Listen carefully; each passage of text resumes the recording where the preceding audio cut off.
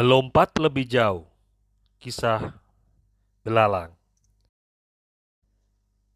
Sahabat langit, selamat mendengar kembali kisah-kisah inspiratif untuk memotivasi diri ataupun untuk meluruskan jalan hidup. Kegagalan yang berulang kali, acap kali membuat kita berhenti berusaha dan memvonis diri kita bahwa ini memang sudah takdirnya, atau memang hanya segini, bisanya, dan seterusnya. Padahal Allah menciptakan manusia dalam bentuk yang paling sempurna dan telah dilengkapi dengan perangkat yang tidak dimiliki bangsa lain, yaitu akal pikiran, untuk menjadi khalifah di muka bumi dan menjelajah alam semesta. Batas maya ketidakmampuan itu diciptakan sendiri oleh pikiran kita, dan kita mengakuinya tanpa sadar sebagai sebuah kenyataan, dan gagallah kita mencapai kesuksesan. Padahal sebenarnya kita memiliki kemampuan untuk jauh lebih sukses lagi. Kisah belalang ini akan menginspirasi dalam rangka membuang jauh-jauh batas-batas maya yang kita ciptakan dari pengalaman perjalanan hidup kita dan mengubahnya menjadi awal lompatan meraih sukses lebih jauh. Ayo, melompat lebih jauh. Kisah ini biasanya saya sampaikan pada pertemuan dengan rekan-rekan penjaminan mutu perguruan tinggi pada saat mengawali sebuah pelatihan atau workshop penyusunan standar yang ditetapkan oleh perguruan tinggi dalam rangka peningkatan mutu perguruan tinggi dan program studi yang masih terakreditasi C.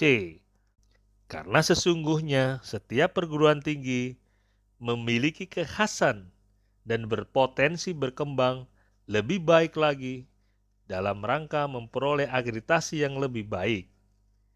Namun pada kenyataannya, mereka terus berkubang pada permasalahan yang sama tanpa solusi dan membiarkan perguruan tinggi mereka terus terakreditasi C, seolah pasrah dan menyerah untuk memperoleh akreditasi yang lebih baik. Kegagalan acap kali membuat kita patah semangat, lelah, dan akhirnya berhenti berusaha. Padahal sebenarnya kita memiliki kemampuan untuk menyelesaikan tugas dan sukses sudah di depan mata. Namun kadang semua sirna ketika sedikit saja ada kendala membuat kita bimbang untuk melangkah dan akhirnya menyerah kalah. Mengamati alam sekitar sungguh bisa menjadi bahan pengajaran bagi kita.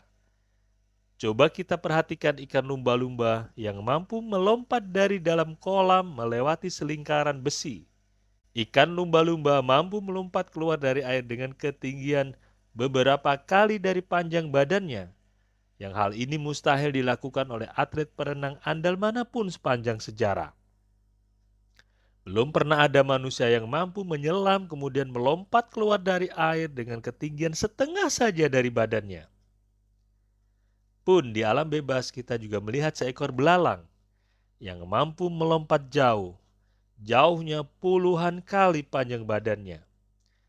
Atlet pelompat jauh paling hanya mampu beberapa meter saja jauhnya.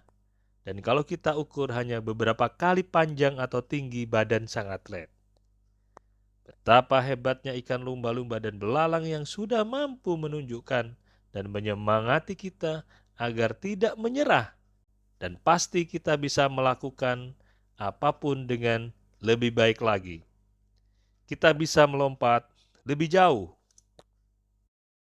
Mengapa terkadang kita gamang dan tidak yakin bahwa kita mampu melakukan pekerjaan kita jauh lebih baik lagi? Pola pikir kita sudah lama terkungkung oleh sekat-sekat virtual yang terbentuk dari kecil, baik oleh lingkungan atau lembaga pendidikan kita, termasuk oleh guru-guru kita. Coba tebak apa yang dilakukan anak-anak kita ketika disuruh menggambar pemandangan?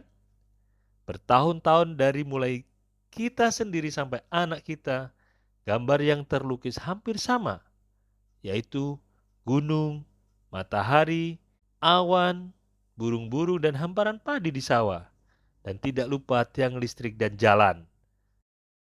Mengapa hal ini terjadi? Pola pikir kita sudah terpola sejak kecil oleh orang di sekitar kita, sehingga imajinasi kita pun punya pola yang sama. Pandangan kita menjadi sempit dan terbatas. Pilihan gambar pemandangan menjadi sedikit, padahal aneka pemandangan yang tak kalah menakjubkan bisa digambarkan anak-anak. Mulai dari gambaran suasana kota bagi anak-anak di perkotaan atau suasana pagi di pesisir pantai dengan perahu dan nelayan yang datang membawa ikan dan para ibu-ibu yang menyambutnya. Pendek kata, sebenarnya banyak pemandangan yang bisa digambarkan anak-anak dengan sederhana, namun karena sudah mendapatkan pola dari lingkungannya, maka pemandangan yang tergambar adalah sawah dan gunung. Maka jadilah serempak anak-anak seluruh Indonesia menggambarnya. Semua terasa seperti ada rekamannya di benak masing-masing anak. Untuk lebih jauh melihat dampak dari perilaku yang sudah terpola karena mindset yang keliru, karena terbentuk oleh pengalaman sebelumnya, pernah dilakukan sebuah percobaan di sebuah laboratorium. Seekor belalang di awalnya di alam bebas, normalnya mampu melompat sejauh kurang lebih 1 meter. Belalang tersebut kemudian diletakkan di sebuah wadah sepanjang 1 meter lebih. Minggu pertama sang belalang masih mampu melompat normal sekitar 1 meter. Pada minggu kedua sebuah sekat kaca diletakkan di seperempat bagian ujung wadah. Selama seminggu sang belalang melompat terus-menerus. Dan setiap kali melompat selalu menabrak kaca penghalang di ujung wadah. Di akhir minggu, didapati sang belalang sudah mampu melompat dan tidak menabrak kaca penghalang lagi. Minggu ketiga, penghalang kaca digeser setengah dari ukuran wadah. Dan kembali sang belalang melompat dan selalu menabrak kaca penghalang. Di akhir minggu didapati sang belalang sudah bisa melompat dan tidak menabrak kaca penghalang lagi. Demikian seterusnya. Kaca penghalang digeser semakin mendekati posisi belalang. Dan seperti sebelumnya, pada awalnya belalang melompat dan selalu menabrak kaca penghalang. Dan sama, akhirnya sudah terbiasa pada akhir minggu dan tidak menabrak kaca penghalang lagi. Di akhir percobaan, penghalang pun dilepas total. Wadah sepanjang 1 meter tanpa halangan apapun. Dan apa yang terjadi?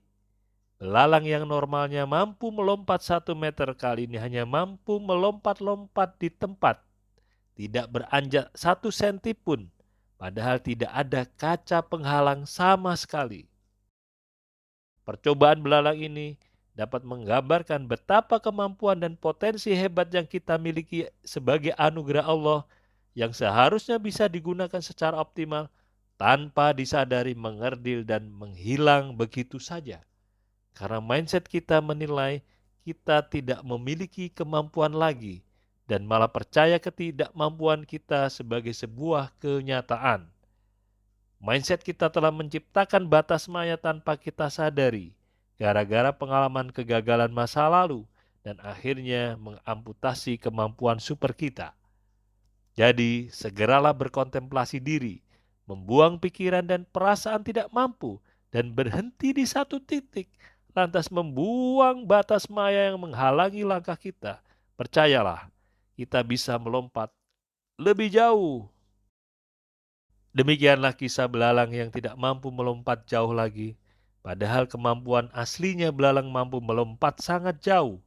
Hanya gara-gara pengalaman buruknya saat melompat selalu menabrak kaca penghalang yang pada akhirnya menciptakan mindset keliru tentang kemampuannya dan menilai kegagalan yang berulang-ulang sebagai sebuah fakta atau kenyataan dan menjustifikasi dirinya memang tidak mampu padahal dia salah besar dalam menilai kemampuannya. Semoga kisah belalang ini mampu menginspirasi kita agar mampu memanfaatkan potensi besar kita sebagai manusia yang diciptakan Allah lengkap dengan bekal akar pikiran yang mampu menjangkau dan menaklukkan seluruh penjuru bumi dan langit.